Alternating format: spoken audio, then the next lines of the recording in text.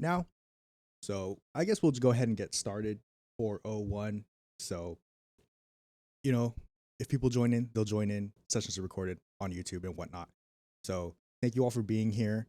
At 4 my time, some people at 7, some 5 and 6, but we'll be going for about an hour. And I do have some stuff written down, some notes or just some bullet points to go off of, and then we'll go. Before we wanted to really get into it, I wanted to share some quotes from this book, Theory of the Business Enterprise by Thornstein Veblen, right? Marxist, American Marxist, good socialist guy from the late 1800s, early 1900s. So I had the camera, it's like a projector, digital projector, but it's not working right now. So we're going to go over a couple quotes and I'll read them out, some underlined stuff, and then we'll talk about it. To preface this, this is about business, enterprise versus industry, but specifically about the businessman. So, and the businessman, of course, is the bourgeois interest, the private interest, the individual who extracts a profit or the surplus value out of the current exploitive mode of production, capitalism, as we call it. So, with the first quote here, he prefaced this as well by detailing what the businessman is, how the businessman functions, and basically what the businessman's purpose is inside of an industry. So the industry, of course, is like chair making, and then the businessman comes in and meddles with the parts of industry so that he can extract, like basically a glorified middleman. The businessman is. So we start off the quote: "The sale is the last step in the process and the end of the businessman's endeavor," which it is. A businessman's entire existence is to make the sale because the sale is what gives him his profit, right? You can create all of the materialized labors all you want, all the chairs that you want, but if there's no sale to it, the businessman's not interested. There's no profit being extracted in no sale. So he must make the sale. That is his end, his endeavor. For whatever purpose the profit is used after, that's up to his private interest. That's up to what the businessman deems worthy, whatever the profit he extracts. But the last endeavor in which he negotiates, quote unquote, with the industry, like basically the laboring force of production, he's just there to extract a profit. And this sets up the next quote: "The vital point of production with him is the vendability of the output, the products of production, its convertibility into money, the sale, not its serviceability for the needs of mankind." And this is very apparent, of course. When we talk about capitalist theory, we're always talking about the profit motive. We're always talking about how, in this case, the businessman can extract a profit for himself, not for the needs of mankind, not for the needs of the community, not for the needs of anyone else other important besides himself. So I just want to start off these two quotes to preface the entire session, because most of this is going to be about the business enterprise, because I am trying to grab material for the political education, and this is currently the material now. But the entirety of the business enterprise, for the for-profit motive, is in direct contrast in a relationship than the industry, the passion motive, I call it. So this is about the profit motive, right? The extraction of the surplus value from exploited labor, to the passion motive, when people just want to do stuff and then they go ahead and do stuff, right? As we're doing it right now, we're not doing this for a profit, for any money whatsoever. We're doing this political education as just an avenue for education for everyone to come in and relax, hang out, know a thing or two, critique and whatever, analyze, observe, whatever it may be. We're not doing this for a profit motive. This is not a business.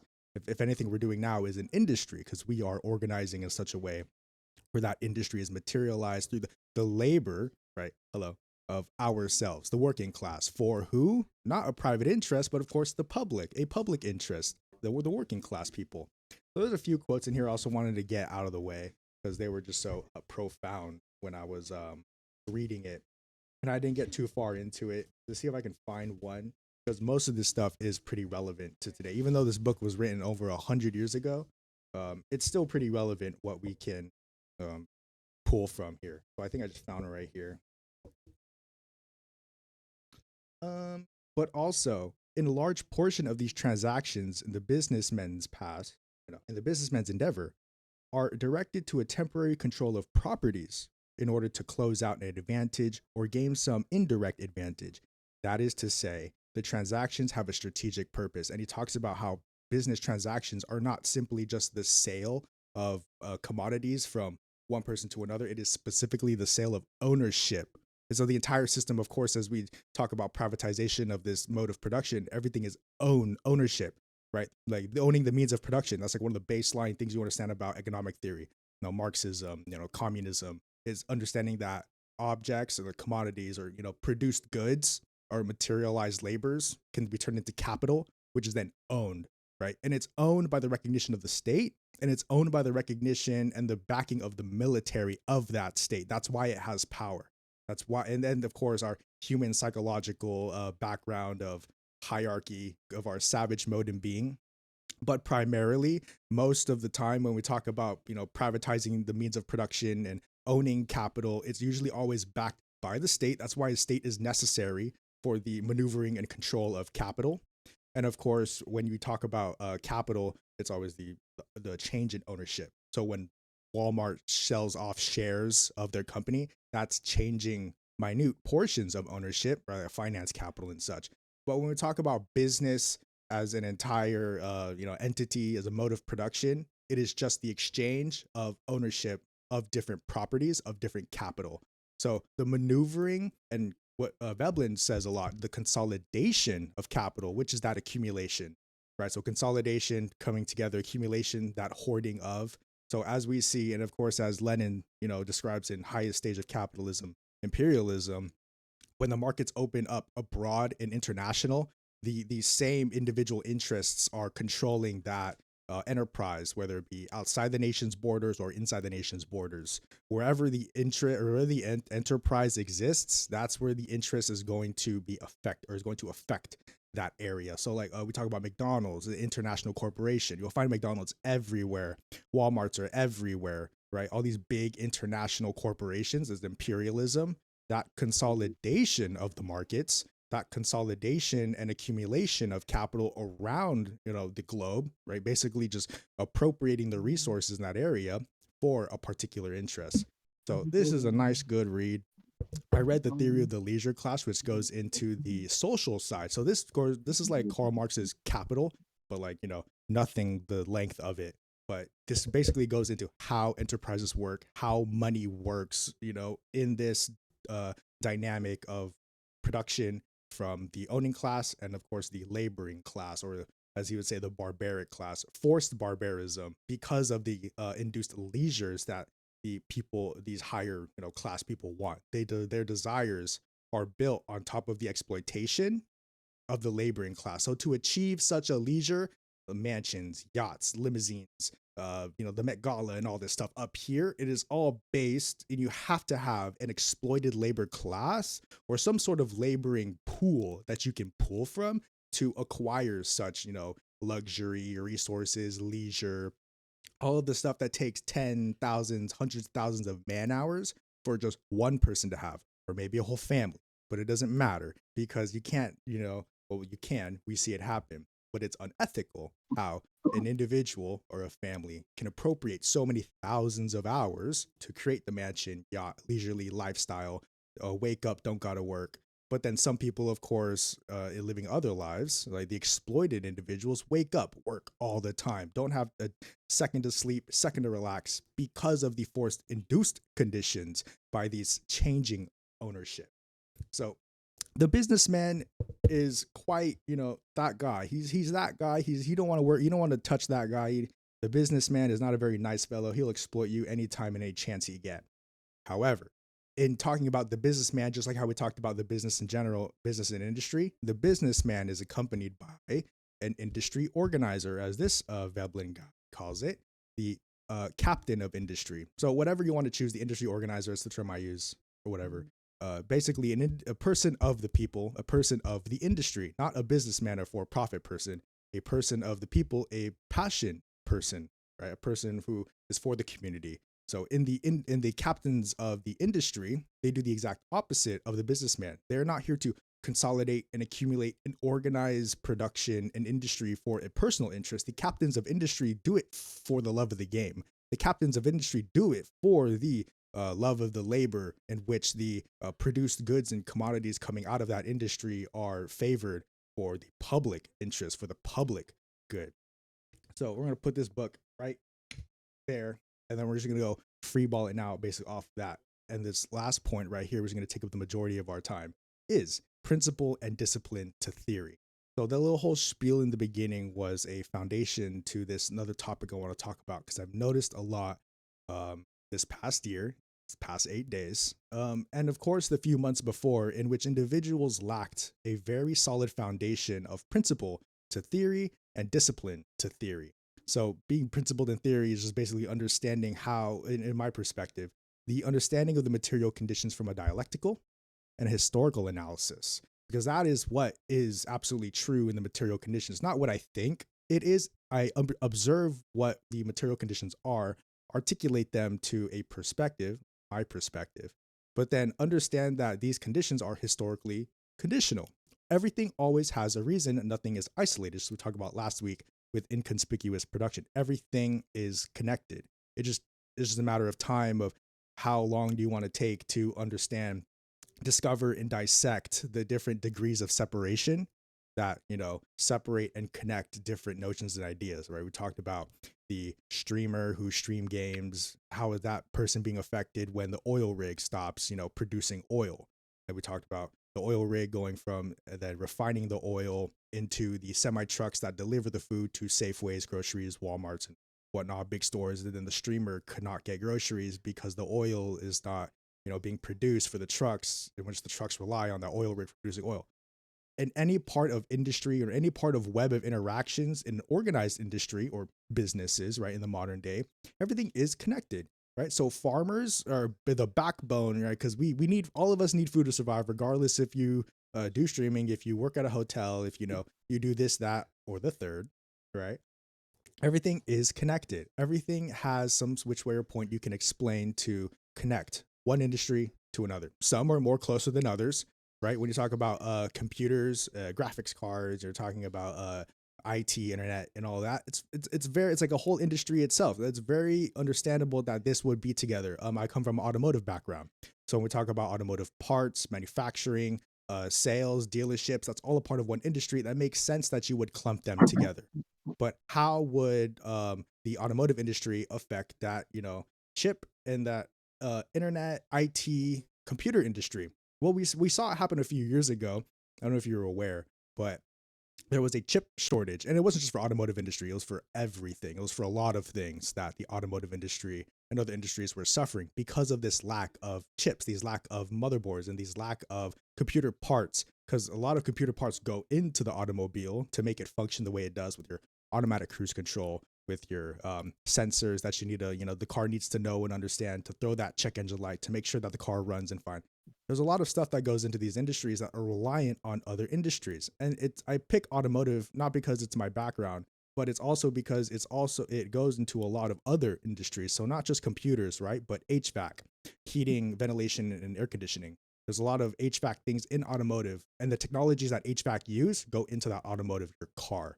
And then so carpentry as well, not anymore carpentry, but metalworking, fabricating, welding also goes into the automotive business and such. So everything, is connected and collected. It just depends on how you organize, or as we say, the rearrangement of the material conditions, at which, make the realization of the value that you consume or you understand upon observation, upon encounter. So, and then this case would be the automobile, combining all of the computer parts, the HVAC parts, all the metal fabricating, the upholstery, the leather, or the cloth, whatever the interior is made out of. All of these, rearrangements of the material conditions come together.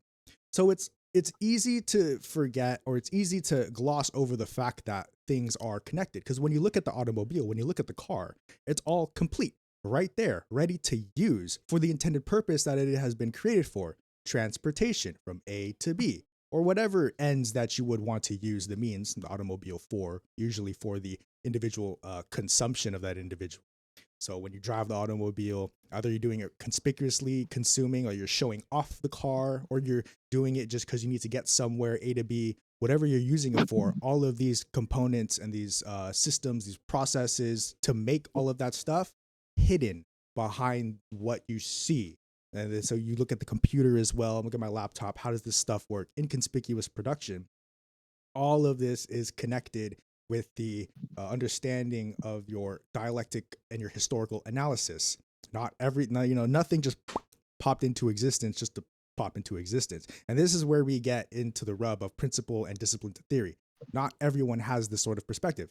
And it's no fault to anyone, of course, right? Especially the US Imperial Corps. We have been taught not to think like this. We have been taught to stray away from this type of critical thinking and this analysis, more so because individuals not find the nuance and the importance of this type of level of thinking. But it is less immediate, and therefore it is less important for the individuals who actually own production and have it in their best interest, the ruling class, the owners of production, to not have people think on this type of level, to not understand the world in such a perspective which allows them to control people. That's where you get that control. The ruling class, the rule, they rule because individuals, hard to say, don't know how to think, right? To some capacity, of course, everyone knows how to think, but the majority of the education in the system, both primary and secondary, higher learning, colleges, masters, and a BA and all that, most of it is what type of thinking. Not like, what are you thinking? It's like the what. What do you know? And then it's what can you regurgitate? What can you recite to us so you can pass your test? What can, it's a lot of what. There is a limited amount of how thinking. How do you know something? How can you articulate your reasoning? How can you, explain X, Y, and Z and so on? There's a lot of less how thinking, which is the alienation and the stripping away of principle and discipline to theory. Right. So it's not like a cult like thinking where it's like, you read the word of God, you read the word of the Bible, and then it must be this and that way. Theory is a scientific framework. It is a theoretical basis for your understanding of the world because the material conditions are absolutely true. Right. This mic, absolutely true. It exists within our material conditions, which allows you to hear my voice. Right. The mouse, also materially true, absolutely true, because it exists and you can see it right here, and I see it do whatever it needs to do on the screen when I command it to do stuff.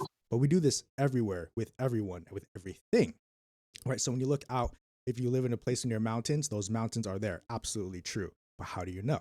Right, through your perception. And this is the base level understanding that everyone has, right? This is not principle and discipline to theory. This is just your basic observation. Principle and discipline to theory is understanding how those material conditions realize, understanding how everything that we observe and come to see actually come, within our perception. So it's not just the mountains just popped in out of nowhere. The mic just didn't pop out of nowhere. I, right here in this room just didn't pop out of nowhere onto your screen. Now I'm talking to you. Hello. Right. We all have a sort of history. Not every single one of you individuals, right, have a history, have a reasoning of being here, and have a reasoning of, being in general, just being here and existing, right? Just not bothering anyone or bothering someone, whichever which way, you are existing, you are doing it. This is the basic understanding of how things exist, how things are.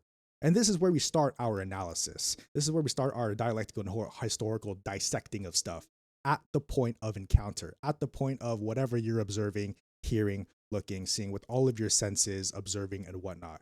The observation and the analysis begins upon encounter. And how do you do that? This is where we set the foundation for principle and discipline to theory. Understanding and having a foundation of thought, a mode of thought that isn't, one, reactionary, and two, liberal.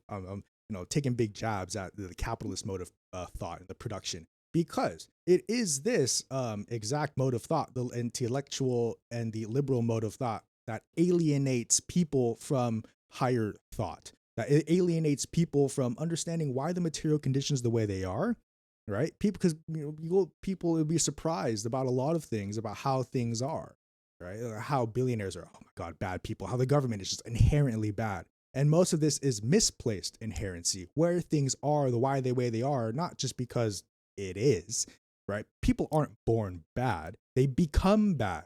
Right? When the billionaires are babies, they're just babies, right? They're not even billionaires yet. They're just babies. But then they become billionaires, which then becomes bad, because we know what constitutes the existence of billionaires, right? Incredible exploitation, in that a hoarding of that surplus value for an individual, basically the personal interest, the private interest.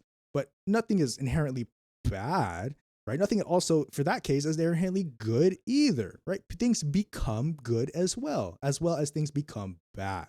We understand, observe, upon throw, upon encounter, that things just are here. So, and that's the foundation to principle and your discipline to theory. Understanding that things are. That is your very first encounter to your material conditions. Things are. So my laptop is, the water bottle is, the webcam is here.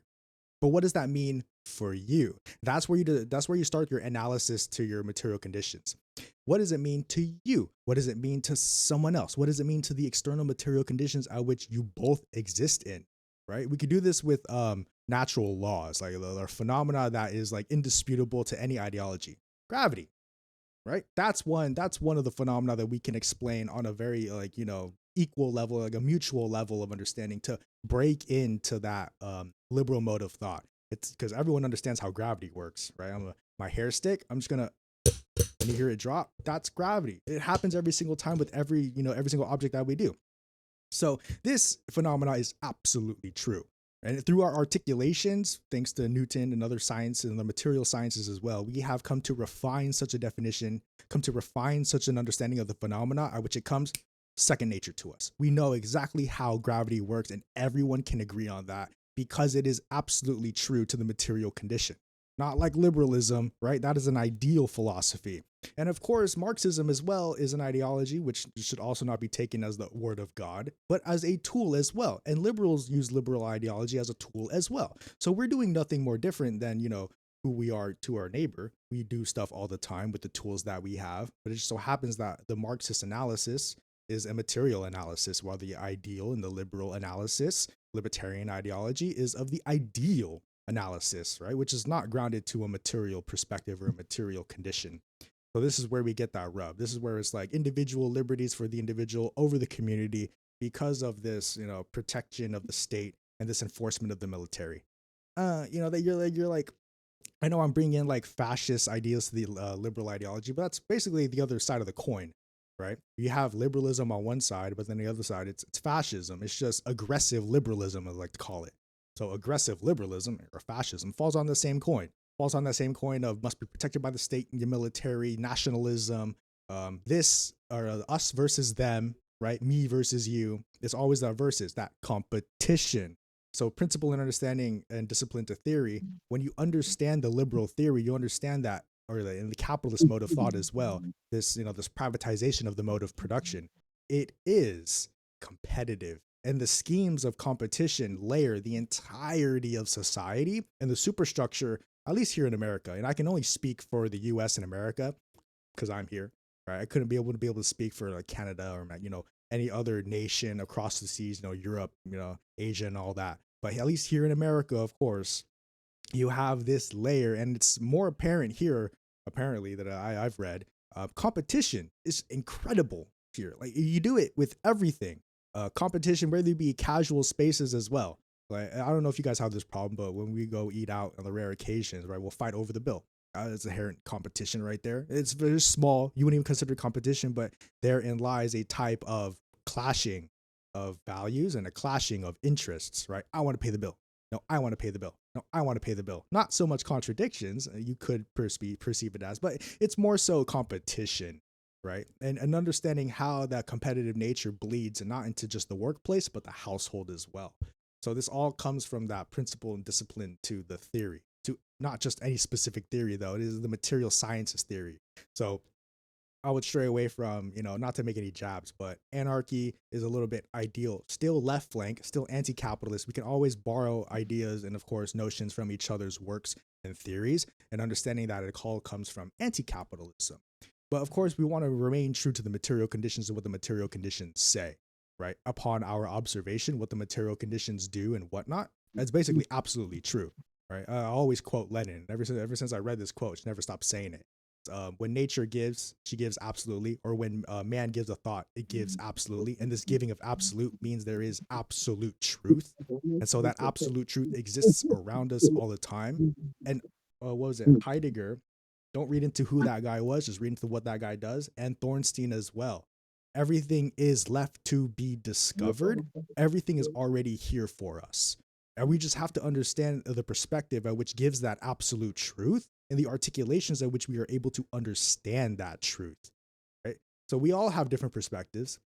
We all have different ideals and notions, but there is, right, to stray away far from the theory, there is something right about understanding the material condition rather than relying on the ideal thoughts. And this always go back to this, and this is where I started the principle to discipline to theory.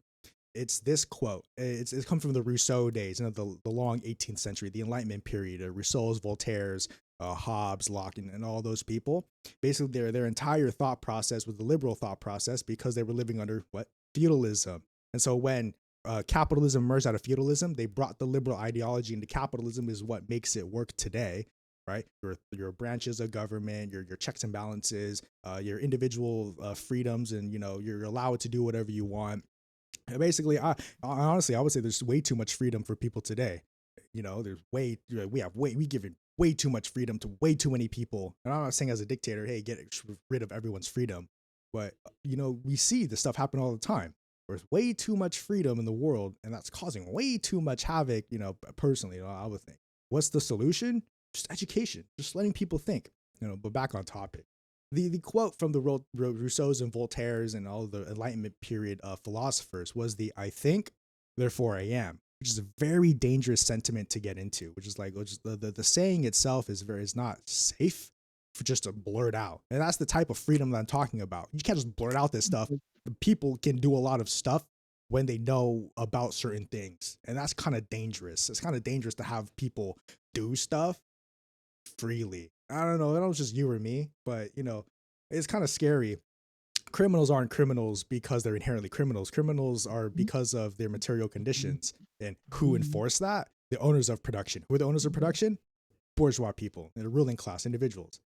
So the I think, therefore I am quote is a little bit outdated, right? That was a time in which we understood the king, divine right and rule, owned the land, owned the means of production. Basically, the nobility owned everything and the peasants didn't, right? So, and then the middle class, the bourgeois class of back then, the shop owners and keepers, the tills, the millers, all of these people, I think, therefore I am the owner of production, because they were, right? We're not taking a stab at capitalism back then because they're in the same position as we are in now as socialists. As socialists, we are the same as capitalism back then under feudalism, but we're not the same people, right? It just happens the position is the same. We're being oppressed by an oppressing class, right? The capitalists were oppressed. You wouldn't call them capitalists back then. They were just little petit bourgeois. But I think, therefore I am transforms itself as we emerge from capitalism into socialism, right? Because it is going to happen. If you're understanding historical context, capitalism emerged out of feudalism, not by accident, but by the will of the people and the individuals who wanted to materialize such a mode of production. And of course, we have those individuals today who want to emerge and materialize a socialism out of capitalism. So as we emerge out of capitalism into socialism, right, it is I exist, therefore I think, therefore I am. Because you exist first, right? As we talked about in the beginning, everything is already discoverable. They just are here. The webcam, the laptop, the water bottle, your screen, your phone, whatever you're on to listen to me right now. It is here. It exists first, right? There is no thought without an object, the human vessel, right? The object to think from. There is no thought to occur already assume that there is people here, right? There exist conditions historically, and this is where we get to the principle and discipline to the theory. Understanding that we were not always here as humans. We were not always farting around, causing wars, oppressing people, being oppressed ourselves. We weren't always doing this, right? Earth was a rock once upon a time with no life on it. So therefore, it is the I exist, therefore I think, therefore I am. Because humans weren't here all the time. I wouldn't want to get into that conversation with someone who believes in a devout observances, like an individual who's of an incredible religious background. I think we should wait for that one to come down first. But it is this understanding that the I exist, therefore I think, therefore I am, that helps us bolster our understanding of the material condition, right? Things exist first because you exist first, right? You wouldn't want anyone to think bad of you, right, off the bat. And so why should we do anything of else, in the same ways? In the same ways that this mouse just exists and is here, right? In the same way these sticky pads, these notepads exist and are here. It is not until we do stuff to them which make them become something. And the process of becoming is a very big Hegel and Frederick Engels idea, or the observation, the notions of becoming and how things become. It's like the compounding effects of your past actions or your past becomings makes you into who you are now, right? So that's how we explain existences of the material conditions, like to denote how something is as it's thrown at us in the material perception. So when as things grow and as things become, especially humans, right? Humans all come up, and every single one of you guys come up with an historical reasoning of why you're here, and then we talk about it, of course, right? That's how we get to know each other. We talk about our history. We get to talk about our reasons of being here. We get to talk about why we're here.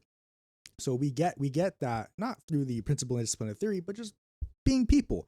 The principle, though, however, helps us understand the material conditions through the dialectics and through the historical analysis of our material conditions. Not just saying it is what it is, right? I don't think, therefore I am. I'm not an astronaut. Oh shit, it didn't happen. No, no, no, no. I exist, therefore I think. So whatever I think of, right, I can become, but I exist first in the material conditions, in which the material conditions have such a strict limitation. There's a lot of limitations to the material conditions, right? Gravity, for one, is one of those limitations. And because we live on such a rock, which has this, this gravity thing, to the extent that it does, makes us uniquely exist in this space, right? So all of our existences are because of the material limitations, right? Our people, our blood, our skin, and the ways that we are made, the gravity and the whatnot, the sound, and how molecules and particles affect one another. All of your material sciences, like your math, your calculus, and all that stuff is connected, and it does affect individual lives. But the best part is you don't have to know any of that. You don't have to be aware of any of that for it to affect you. And that is how we reach to the conclusion: I exist, therefore I think, therefore I am. Because even if you didn't exist, gravity would still be here. Even if you didn't exist, this hair stick would still be here, right? Even if you didn't exist at this point in time, a lot of stuff, I would gesture, everything would still be existing. So there's this understanding of the removal of the individual, that things still do and conduct themselves without your presence, without your existence. I exist, therefore I think, therefore I am. I'm trying to drill that in, get that previous quote out. I think, therefore I am. Because I just can't think, and therefore I am, right? I just wanted $1,000,000. No, didn't happen. And so you materialize $1,000,000 out of the what? Exploitation of the labor of the individual that you are, pressing over. And in a business, it's a bunch of people you are pressing over, exploiting your labor to get your millions or your billions of dollars. That's how it works. That's how people get stuff. That's how people do stuff, right? In the capitalist mode of production, it's all exploit. It's all labor in which who can get in over on another. And Thornstein, of course, articulates, in the processes of that accumulation and the processes of that consolidation, there has to be someone getting in over on someone else for any action to occur, because of the self-proclaimed, and this is what the capitalists say themselves, the liberal mode of thought, people are selfish. And so we must assume that these individuals are operating on such a philosophy that people are selfish, because that's what they think, of course, and that's what they are. They exist first, but they live in such sort of delusion, which allows them to act in such a way, right, to be inhumane, to be disregarding of the fellow human in the community, to disregard all of this stuff. So we understand that the material conditions are the way they are, right? People getting in on another is a result of that mode of thought. People, being savage and barbaric towards another human is a result of that mode of thought and the systems in place that perpetuate this mode of thought. The U.S. education system, corporatizing and monopolies, people think that it's the government against businesses, when in reality it's the people versus both of those entities, which is just the same thing, right? If you want to interact with bourgeois existences, either go to the state or go to a private business. They're both essentially the same thing. It's just that the state works for a public interest. It's called the public sector, the state, of government officials. And then, of course, the private sector. You call them sectors because they're sections and sectors of the same thing. Bourgeois existence, oppressing ruling class interest, privatized interest. So it doesn't matter if you work for the government, right? You are working already as a Fed. That's already a fat L, sorry. But if you work for a private interest, well, most people think that is the solution for our problems. And this is where we get into. We might get sidetracked a little bit. But the reason why individuals think, the capitalist individuals, the liberal individuals think that communism and other alternatives and socialism are not viable is because we already solved production. Apparently, in the in the eyes of the liberal, in the eyes of the individual, production has already been solved, Still hear that right? motherfucker. In the ways that we do, in the He's ways that talking a we do, lot. oh, it's No, me, he just right? sounds like someone who likes to hear himself In the talk a ways little that bit. we do stuff, in the ways that we are, I'm right? not saying In that what our he's saying is philosophies and our mode of Good. production, we do stuff. Hold on, I lost my train of thought. The liberal mode of thought and all that. Wow. Oh, I really lost my thought there. Hold on. We're gonna wind back a little bit. I'm gonna open up this book. Maybe someone in the chat can tell me what we're talking about. I absolutely lost it. I'm really sorry if I didn't have my mic muted there. Oh no, you're good. You're good. I suffer from not being able to pay attention to my own thoughts, and I just yap all the way. I think it's right here. I think I was looking for one quote.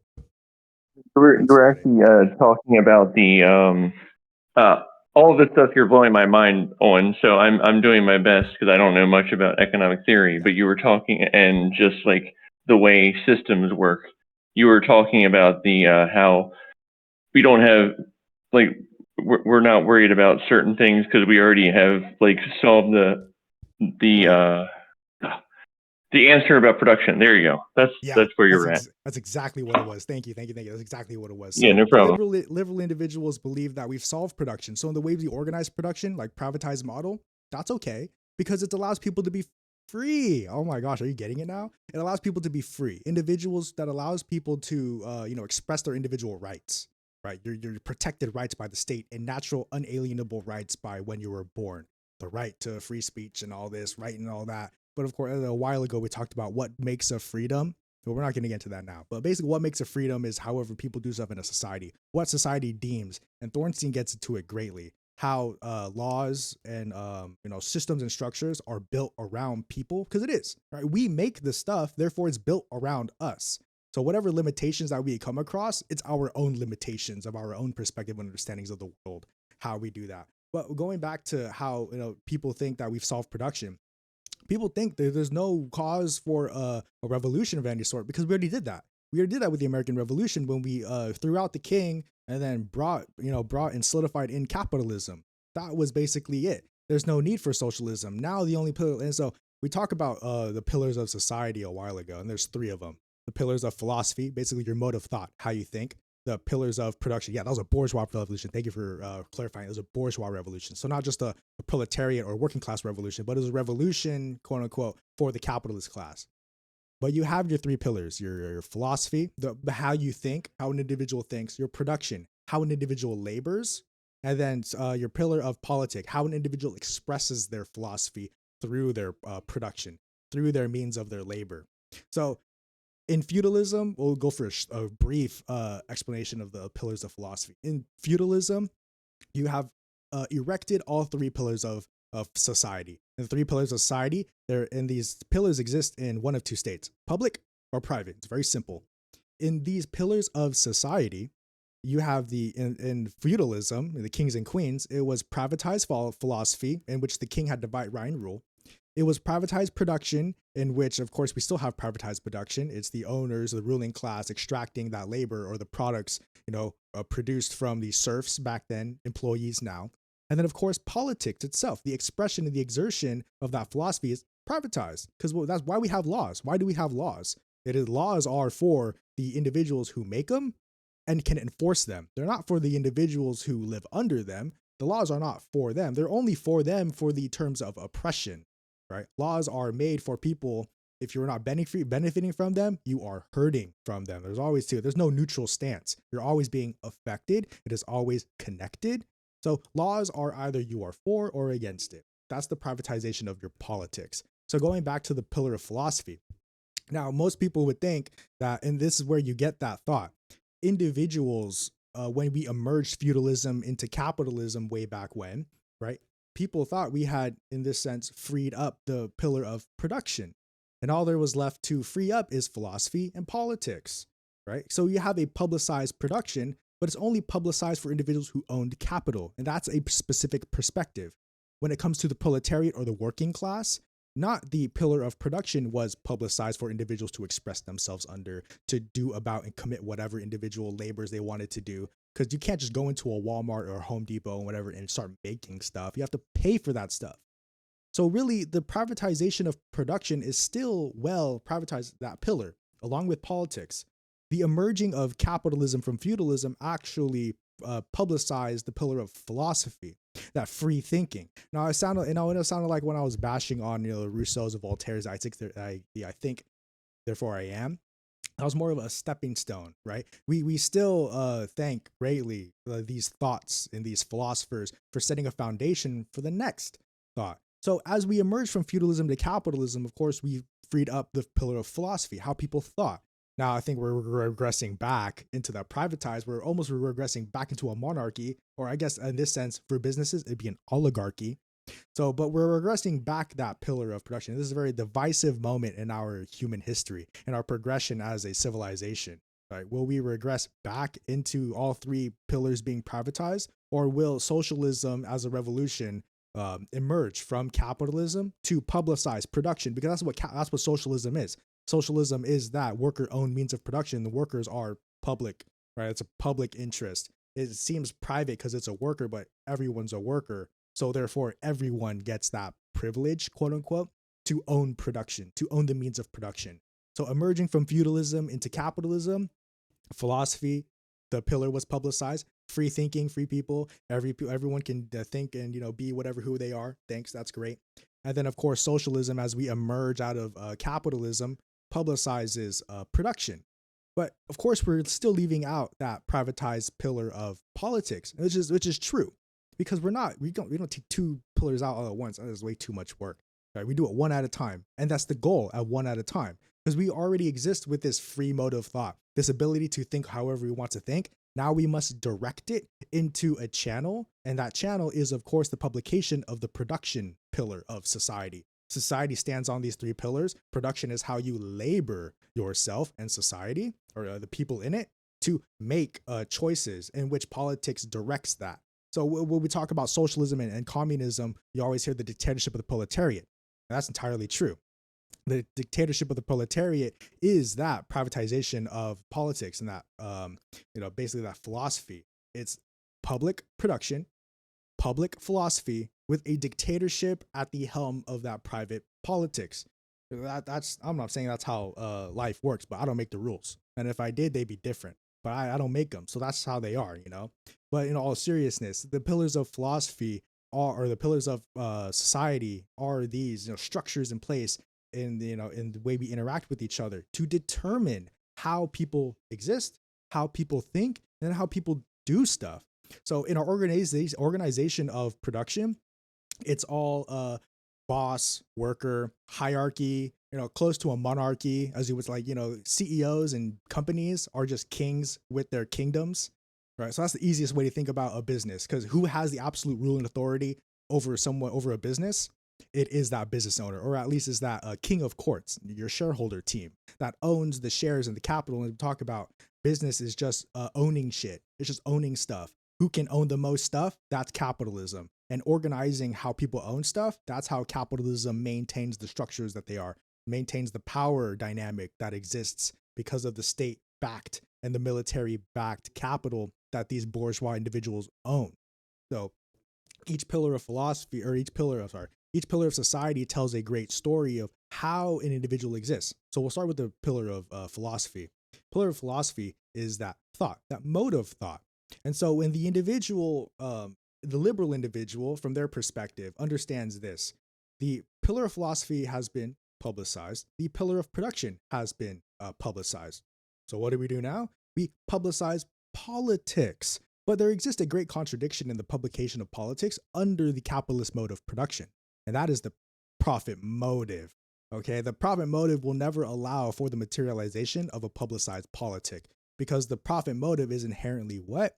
A private interest. A profit motive is not a passion motive, because the passion motive is a private interest, yes, but it's not to materialize for self. It is to materialize for a community good. Your passion, like your industry organizer, the person who makes chairs just to make chairs, that person does it not for what? Not for money. They do it for the love of the game. And that is what we need people to be doing out here, producing stuff. And in our organization of production as we exist in today, it is not that passion motive that people go to work.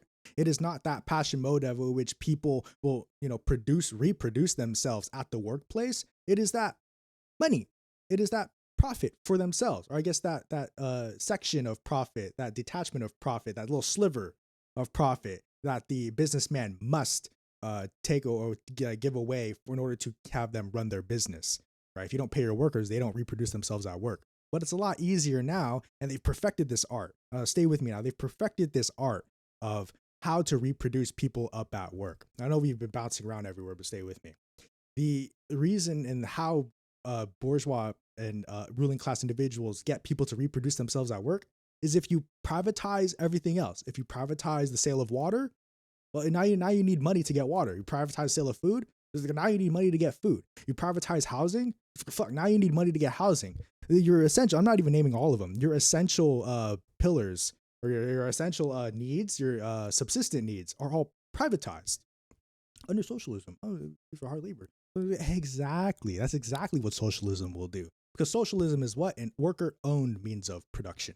And so therefore it benefits the workers to own, right, the means of production. In our capitalist mode of production, it obviously benefits the bourgeois, the ruling class, to own the means of production. Now, there's nothing wrong here. The system isn't broken, as people will say. The system working completely fine. The system is working great for who? The ruling class. So in our pillar of philosophy and our pillars of production, as we battle it out on the grounds, right? We may be thinking of talking about our politics when we're talking to people, but politics itself is that exertion at the state level, that enactation, that enforcement of your philosophy. But when we're talking about philosophies and your politics on an individual level, kind of like how we're doing now, it is that pillar of philosophy we are debating, not the pillar of politics. Because the pillar of politics is that organization of society, whereas the pillar of philosophy is the organization of self. So when you go out speaking and yapping and doing whatever, having conversations with people about politics, you do it with a philosophy as a base level understanding, or like as a background. It's a philosophy, because all politics come from a particular philosophy, right? So a liberal ideology comes from the capitalist, right, as a mode of production, as a politic, comes from that liberal ideology, comes from that individual rights. I'll do whatever I want. I'm a free person. I'm a free man, right? In this patriarchal world, I am free. I can do whatever I want. I think, therefore I am. That is that mode of thought, that understanding of the world. And then, of course, when you go into socialism, it's that I exist, therefore I think, therefore I am. It's that understanding that things are we talked about this, appreciation first, then appropriation. So we appreciate first on material conditions, then do whatever we need to do, reorganize, consolidate our industries into what they need, what we need them to do, what we need the organized industries to do for the production of society. So we're a long ways away from that organization. I would say hopefully socialism in our generation, hopefully we'll see, but as long as there are presence to materialize that revolution, it will happen because of the growing populations. Right? As so long as the population keeps growing and keeps, increasing, you will have this emerging process because of the increasing interactions and the understanding of the contradictions inside of the current mode of production. And socialism, of course, is riddled with contradictions as well. We just have to get in there, start playing around with it before we understand those contradictions. But under capitalism, it's been around for a while. I would say it's been around like 4, 5, give it 300 years, right? Capitalism in the way that it has now, we understand it well. It's like the back of my hand. It's like capitalism, I know exactly what that is and all the other contradictions that come with it. It's just that point of helping people understand those contradictions themselves. It's all a matter of perspective. It's all a matter of helping each other understand. This is where we get into that separation, that alienation, that lack of that principle and discipline to theory. It's that I'll do whatever I want. It's that laissez-faire. It's that, the life is what it is and I can't do anything about it. I'm just here by myself. It's that individualism. It's that lack of community. It's that lack of having people around you to help you understand your material conditions, your understanding of the world. It's that I must do it myself. How bad that is, how hurtful it is to say, I'll do it myself. And then you're watching your homeboy, your friend. No, No, I'll help you. Let me help you. I want to help you. But then they reject it. It hurts every single time when you try to offer help and they reject it, whatever. But that is because of the materialized, alienations, especially we see in school, especially when we see in the U.S. education system from K through 12 and then higher learning, college, and all that. It's you must do the work yourself, and you are graded by yourself. Even in a group project, sometimes it's individual grading, and it's even worse when individuals don't do work inside of a group project, but then they still get work. That's like that kind of little bit of I'm will not work, but I'll still reap what I don't sow kind of CEO mentality. It's that I work smarter, not harder. But then they'll say to you, if you're their business owner, oh, I actually work very hard. I'm keeping these people in place, my employees. So which one is it? Do you work smarter, not harder, and you're not working at all because you're working smarter, not harder? Or is it where you're working really hard to keep the people in check and you're making sure that all your businesses and stuff like that? So which one is it? It doesn't take it. You don't have to go very far to understand the contradictions of capitalism and how the capitalist mode of production works. You don't have to go very far into it. You could talk to a business bro and they'll out themselves right there on the spot. 5 minutes in the conversation. Yeah, I work smarter, not harder. I own like 5 businesses. And then they're like, oh, so you don't work? No, actually, it's very hard work. I have 5 businesses. I have to maintain and keep check. Oh, I thought you said one thing and then you meant another. Whatever. But that, there's a bunch of different contradictions you can, scoop up, discover, just looking at capitalism. You don't have to analyze it to this level of degree, just looking at it. You see billionaires, I see homeless people. That itself is a contradiction. You just have to understand where the relationship exists and wherein lies, right? In our communist and socialist spaces, not that hard to visualize it, but when the billionaire has so many billions and has like thousands and hundreds of thousands of years worth of food, water, comforts, luxuries, leisures, and all that, and then I see a homeless person, that shit pisses me off. I cringe when I see like Beyonce or I see like Taylor Swift, and then I go down the street because I live in the Bay Area and there's people, and I'm like, oh my god, and I'll do what I can, but it's like that shit pisses me off. But I'm pretty sure it all does to all of us. But let's see, going back to the notes, I know we've been rambling on for a while, so let's get back on track. I wanted to pull up another Veblen quote in the middle of this. Let me get a drink of water, flip open that page. We'll be right back. Oh my god. Why don't no one tell me the time? It's 7 minutes till. So we'll end this off on another quote I wanted to get because it was a very important quote talking about this existential philosophy. Let me flip that out. It's like near the beginning of the book. Don't worry, I won't take long. Doing this one hand. Here it is, very beginning of the book. So we're gonna end this off here on some existential philosophy, on some understanding of the material conditions. So we've talked about political all the way up until now. So we'll get right into it. Let's see right here. The sequence of the process involves both the one and the other. So there's already understanding that there exists two, not just one, not individualism, but two, like the smallest community. Both the apparatus and the materials, so whether it be your labor in the materials or like the hammer in the materials, in such intimate interaction that the process cannot be spoken of simply as an action of the apparatus upon the materials. So you smack a hammer onto a metal table and you see the dent, right? It wasn't just the hammer forcing the material conditions, the metal table to dent. It is not simply the apparatus that reshapes the materials. The materials reshape themselves by help of the apparatus, right? So we may think of it as by a force. We may think of it as us, the force, are bonking that metal table, and then there's a dent in that table. That was us. It was itself. We just helped it become like that, right? But it's always the process of becoming. So regardless of the perspective of which you understand the example, it's we don't do it ourselves. We help the material conditions carve out itself, its shape into becoming by help of our existences, by help of our labor. So it is, and it is always a team effort as well. So we can't do everything ourselves. If we try to do everything ourselves, nothing would get done, right? So we all have to come in together as a community, as a collective, and have actions which help other individuals, right? Help us, I help you, you help me type beat. And then it's never I help you and I never help myself, or I never help you and I always help myself, right? It's never that it's always me or it's always you, right? We live intersectional. Our lives are very intersectional. Our lives compete, combat, coexist, cooperate, all at the same time within each other's lives every single day of every single second. So we are almost there. Oh my God, I've been yapping for a while. So if you have any questions, I do have a hard stop at 5.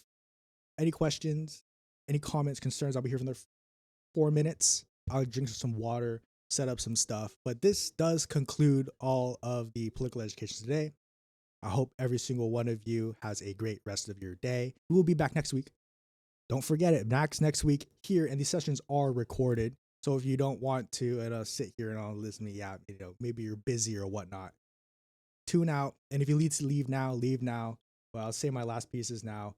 Thank you all for being here. All power to the people. And I appreciate every single one of you for being here. So I'll take any last questions or whatnot. Then I'm going to hard stop at 5 p.m.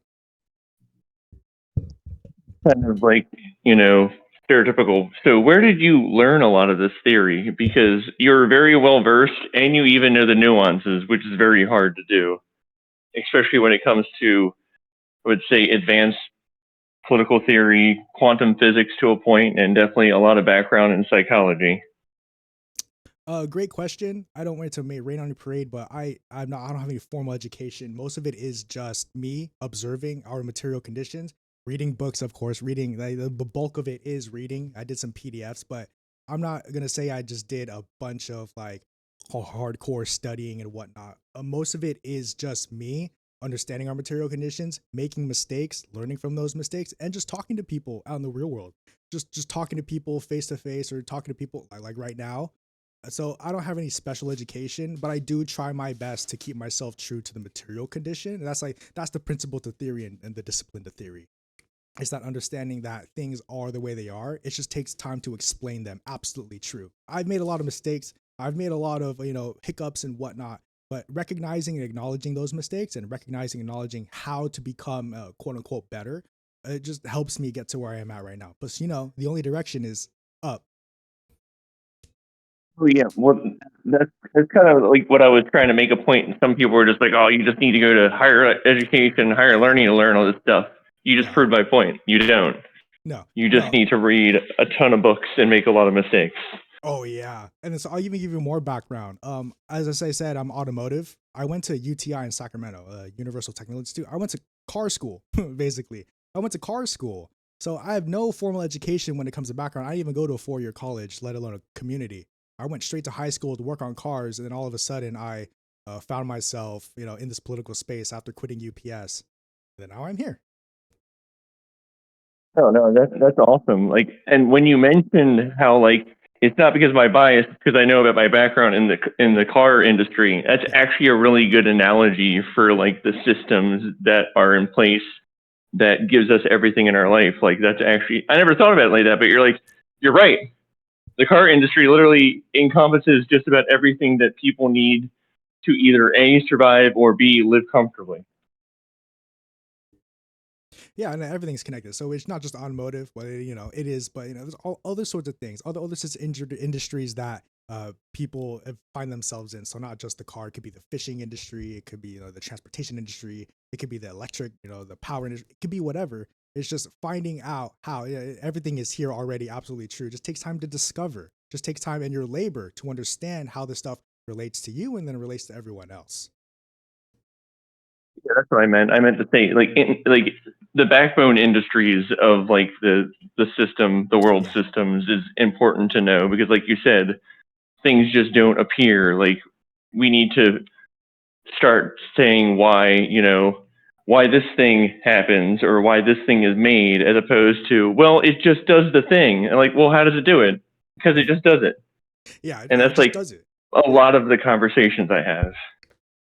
Oh yeah, and it's not strict anti-intellectualism that does it. It's just some people who actually just like, oh, it just does it, just does it. And I'm like, oh well, no, it does it because of XYZ reasons, and then that's how we help educate people. It's the people who are like, no, it must be this way, and like it has to be this way, or it just is. That's where we get that contention. That's where it's like, okay, hold on, I can see where where our scheme of thought is relying, and that's where we have our meaningful conversations. It's helping people understand the material conditions in the way that they are. No, I definitely agree. Like this was a very helpful like discussion or like I guess education because it's just like Well, I never thought about it like that. And I love the fact that you mentioned Lenin. A lot of people are afraid of mentioning past dictators or especially Russians because, the whole Russia's the bad guy. I'm like, Yeah. but like the Russians and during the 1800s are some of the most intelligent people. And in the 1900s, yeah, they might be terrible people, but like you said, I agree with what you say about people don't start out bad. They don't. No. I believe the same way. Like, nobody just starts out good or evil. That's a misconception that's brought on by the systems in place that oppress us. Yeah, it's that misplaced. I would say it's that misplaced inherency. It's that why things are the way they are. It's misplaced. Like people think people are evil just because that's misplaced inherency. The inherency comes from the material conditions, the way they are. It's how we explain them. But yeah, this has been great. I'll stay for another like a minute or two. Stuff. But yeah, I'm loving the questions, loving the conversation, loving the back and forth. That's good. I seem to be the only one being audio about it. I don't know. I was really impressed. This was my first time that I listened into like a discussion or like education thing. So I'm just going to be like at every one that I can possibly make now because I had no idea what to expect. I'm like, wow, this is really good. It's like blowing my mind when like stuff that you're talking about that I'm just like, all right, I have a little bit of an understanding of that because I read some Sartre and man, talk about some intense stuff. Like I haven't made it through all of it because it's very dense and kind of depressing. But what he talks about with existentialism is very true, especially with philosophy as well. It just seems to be like the French philosophers and like you said, the Enlightenment era people seem to have a different way of looking at things because time in their life was much different than ours in some ways. Yeah, like they lived in a very different time, which that created the thought in which they existed. So in the same ways that we do with us now, our modes of thought are conditioned in the ways that are conditioned in the ways that we are being. So our mode of thought is the reason or is made by our material conditions now. The mode of thought for the Enlightenment thinkers are made in the feudal mode of or the conditions at which they existed in. And of course the socialist mode of thought future, our descendants will think of because of their material conditions. But I guess it's a little bit too soon to think about it. But just kind of keeping in mind, like when you said the thinkers of that era, I think of people will be going down in history as like the best thinkers of our era, like Howard Zinn or like David Graeber. I know this sounds kind of weird, or like George Carlin, because Carlin was a very well read person, and then Frank Zappa, which nobody would really think about, but Frank Zappa has been really spot on about a lot of his observations, even in the era where everyone was just like peace, love, drugs, man. I've seen a few Frank Zappa ones, and then just like it was Stalin quoted, "History will absolve my name," or was it Fidel Castro? Yeah, history will absolve my name, because if we observe the historical conditions, we will see that the actions committed by these socialists are like, well, no, they were, I would say, correct, but they were on the right path, and their understanding of the material conditions were, I would say, lack of a better word, correct about our observations. That's a good word, and it's funny because like everyone was just like, "Oh, Castro is so bad," and then when you learn more about Castro, you're like, he may have not done the best things, but eventually he learned what he did wrong, and he kind of apologized, and then people loved him even more so when people still were a fan of him for being like horrible monster. So it's interesting when he mentioned that he was kind of right in that situation. Oh yeah. Oh, it's 5 after. So lovely thing. Back next Wednesday.